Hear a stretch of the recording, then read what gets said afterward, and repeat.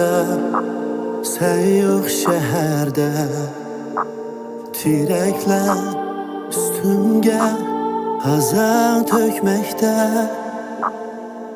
Kuzga bir sarg'ayg'in bu g'amgin yurak, bir seni kütmekte, zar kütmekte.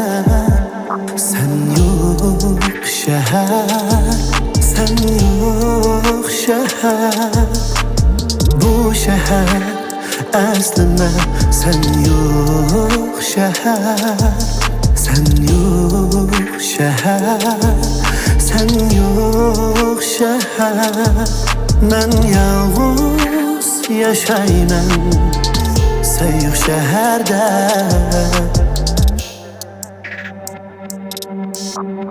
Çamadanni so'rab chiqib ketdim dedim, gap qilmadim atrofla tinish.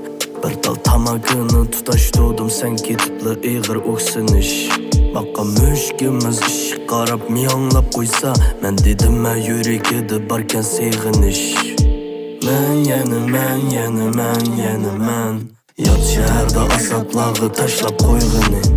Men yana chidab turib ko'zlarimni yashlab qo'yg'ini. Ay bilen mudaştım, kolumda kadeh, bir azap küydürer yürekni tekrar.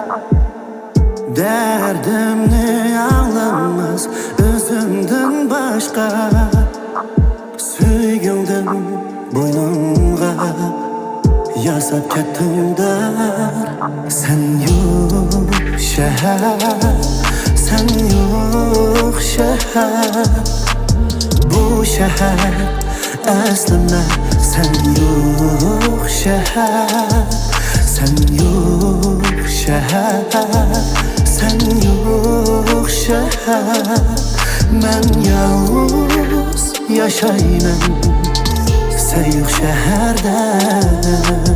Turmuşumdan qiyin chiqdi botdim, bilsam ketib qoldim hamda kunlar yo'lga tushganda. Tasallini berib qo'yib o'z-o'zimga so'ygu degan shundoq ishganda. Nachirat izlay dedim, qo'rqatdim men, tegdigandek to'yliq bag'iqim.